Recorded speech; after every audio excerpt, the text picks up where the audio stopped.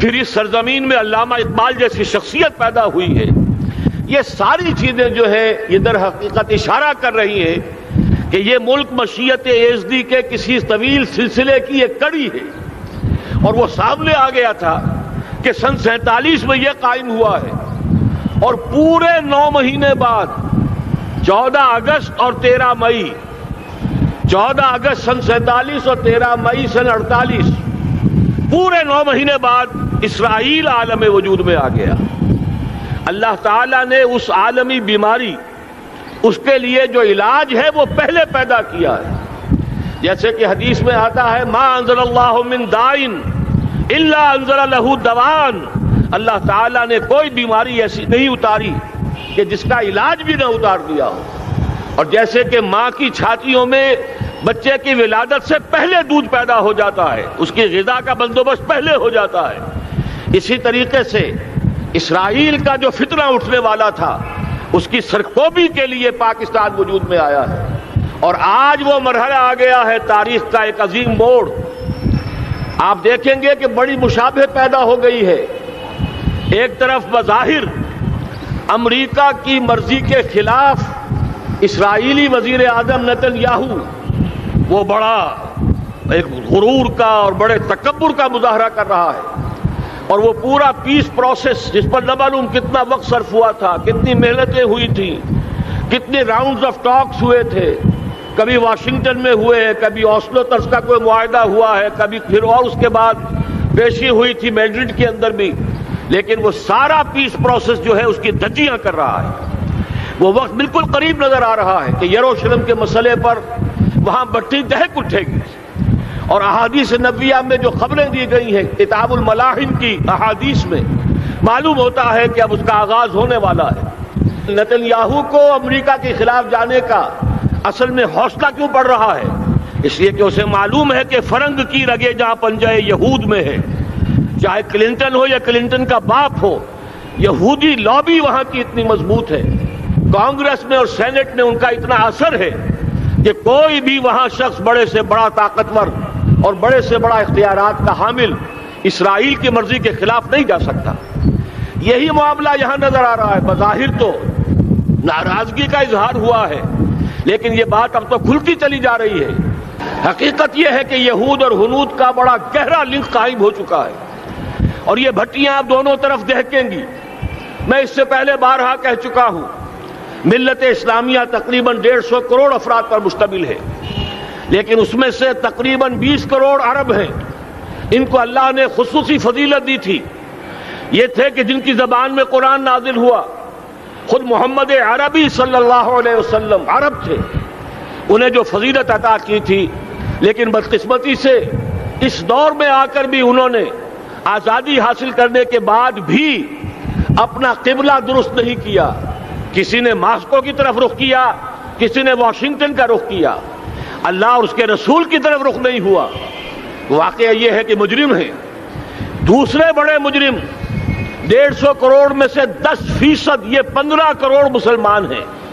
حالیہ جو سینسس ہمارا ہوا ہے اس کے بعد اندازہ ہو رہا ہے کہ یہاں کی آبادی 15 کروڑ ہو چکی ہے. 10% امت مسلمہ کا مسلمانان پاکستان ہے. اور یہ اس اعتبار سے کہ اسلام کے نام پر ملک بنا کر نصف صدی گزار چکے، لیکن یہاں پر اسلام کا بول بالا نہیں ہوا، کتاب و سنت کی بالا دستی پر اعلان نہیں ہوا. دستور میں ساری اسلامی دفعات موجود، لیکن اس کے ساتھ ہی ایسے خلا موجود، چور دروازے موجود کہ کوئی دفعہ بھی مؤثر نہیں ہے. یہ منافقت کا پلندہ لے کر ہم چل رہے ہیں اس دستور کو، اس دستور مملکت پاکستان کو. لہذا واقعہ یہ ہے کہ یہ بھٹی جو ہے اب ہماری آزمائش کے لیے آگ آد ابراہیم ہے، نمرود ہے. کیا کسی کو پھر کسی کا امتحان مقصود ہے؟ اس لیے میں نے وہ آیت بھی آپ کو سنائی، وَلَنَّبْلُوَنَّكُمْ بِشَيْءٍ مِّنَ الْخَوْفِ وَالْجُوعِ. آج کی صورتحال پر غور کیجئے، کس درجے یہ الفاظ ہمارے جو ہیں وہ ثابت ہو رہے ہیں اور جس اپلائی ہو رہے ہیں. ایک خطرہ پیدا ہو چکا ہے. واقعہ یہ ہے کہ کوئی کرائسس ہو، کوئی خطرہ ہو، کوئی اندیشہ ہو تو قوم جاگ جایا کرتی ہے. اور اس کے بعد حقیقت یہ ہے اگر ہم نے جرأت کر لی، اور مجھے یقین ہے کہ ہو جائے گا، کچھ لیت و لال ہے، کچھ تاخیر ہے، حکومت کے کچھ اعلانات دو طرفہ سے بھی آ جاتے ہیں، لیکن مجھے یقین ہے یہ دھماکہ ہوگا، یہ مشیت اعزدی ہے، یہ شدنی امر ہے، یہ ہوگا۔ اور اس کے بعد یقیناً اس آیت مبارکہ کا دوسرا لفظ ہم پر منطبق ہوگا، وَلَنَبْلُوَنَّكُمْ بِشَيْءٍ مِّنَ الْخَوْفِ وَالْجُوعِ۔ یہاں دوسرا لفظ بھوک کا لفظ ہے، ہم پر سختیاں آئیں گی یقیناً۔ الکفر ملت واحدہ، پوری دنیا امریکہ کی زیر سرپرستی ہمارے خلاف کھڑی ہوگی، ہمارے اوپر پابندیاں لگیں گی، لیکن شاید ہمارے جذبہ ایمانی کو بیدار کرنے کے لیے اللہ تعالیٰ اسی کو ذریعہ بنا دے، اور پھر اس کے ذریعے سے پورے عالم اسلام میں عوامی سطح پر جو ہمدردی پیدا ہوگی پاکستان کے ساتھ، اس کے آثار شروع ہو گئے ہیں۔ کبھی قطر کی طرف سے خبر آ رہی ہے، کبھی الاحرام کا جو ہے وہاں بات سامنے آ رہی ہے۔ معلوم ہو رہا ہے کہ جو بھی پبلک اوپینین ہے پورے عالم اسلام میں، اس کی وجہ کیا ہے؟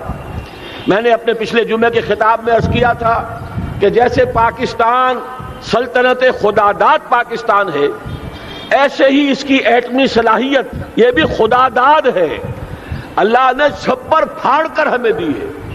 ایسا نہیں تھا کہ ہم نے لیبارٹریاں بنائی ہوں، ہمارے سینکڑوں اور ہزاروں سائنسدان ریسرچ میں لگے ہوئے ہوں، نہیں، اچانک اللہ تعالیٰ کی طرف سے ہمیں ایک نعمت غیر مترقبہ عطا ہو گئی ڈاکٹر عبدالقدیر کی شکل میں۔ پھر نہ معلوم کس کس ذریعے سے اس پروگرام کو آگے بڑھانے کے لیے جن پرزوں کی ضرورت تھی، کس کس ذریعے سے وہ پرزے یہاں پہنچے ہیں۔ یہ بھی خالص خداداد صلاحیت ہے، اور اس کو سمجھ لینا چاہیے کہ یہ ہمارے لیے ایک فرض کفایہ کے درجے میں ہے پوری امت مسلمہ کی طرف سے۔ اس کی وجہ کیا ہے؟ پورے عالم اسلام میں کہیں اور یہ صلاحیت موجود نہیں۔ کچھ ایٹمی دانت نکلنے کا امکان پیدا ہوا تھا عراق میں، آپ کو معلوم ہے کئی سال پہلے اسرائیل کے جیٹس آئے اور اس کی ایٹمی تنصیبات کو تہس نہس کر کے چلے گئے۔ اس کے بعد جو کچھ ہوا ہے خلیج کی جنگ میں، اس کا اگلا پچھلا کھایا پیا سارا اگلوا دیا، اور اس کے لیے جو پابندیاں ہیں شدید سے شدید تر ابھی تک چلی آ رہی ہیں۔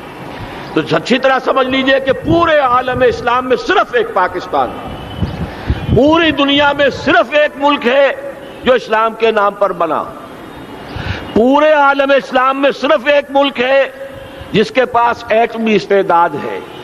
ان دونوں چیزوں کو سامنے رکھیے تو پھر مشیت اعزدی میں مختلف چیزیں جو اللہ تعالیٰ کی اس تدبیر کے اندر موجود ہیں، اس کی کچھ نہ کچھ کڑیاں جو ہے ملتی نظر آتی ہیں۔ لہذا اگر یہ معاملہ اب ہو جاتا ہے تو یقیناً اگرچہ سختی آئے گی، وَلَنَبْلُوَنَّكُمْ بِشَيْءٍ مِّنَ الْخَوْفِ وَالْجُوعِ، لیکن ایک تو یہ کہ اس قوم کے اندر سے انشاءاللہ جذبہ ایمانی برآمد ہوگا، اس قوم کے اندر سے ایثار اور قربانی کے جذبات برآمد ہوں گے، پورے عالم اسلام کی اخلاقی سپورٹ اسے حاصل ہوگی۔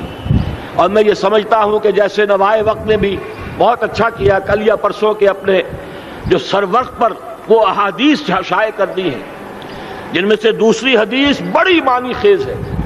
حضور نے فرمایا عصابتان احرزہم اللہ من النار، دو لشکر ایسے ہیں کہ جن کو اللہ تعالیٰ نے جہنم کی آگ سے چھٹکارے کا پروانہ دے دیا۔ وہ لشکر جو ہیں وہ جہنم کی آگ سے چھٹکارا پا گئے، احرزہم اللہ من النار۔ وہ دونوں لشکر کون سے ہوں گے؟ اصابت یغزو الہند، ایک وہ کہ جو ہندوستان پر حملہ آور ہوگا، اور دوسرا وہ جو حضرت مسیح علیہ السلام کے ساتھ جبکہ ان کا نزول ہوگا، اور اللہ تعالیٰ ایک مجدد، اس آخری دور کے مجدد کی حیثیت سے حضرت مہدی کو بھی ہمارے درمیان میں سے اٹھائے گا، اور پھر جو آخری فیصلہ کن جنگ ہوگی الملحمۃ العظمیٰ، اس کے لیے یہاں سے فوجیں جائیں گی ان کی مدد کے لیے۔ اب ان دونوں فوجوں کو ایک حدیث میں جمع کرنے سے اندازہ کر لیجئے کہ اس کا مطلب کیا ہے۔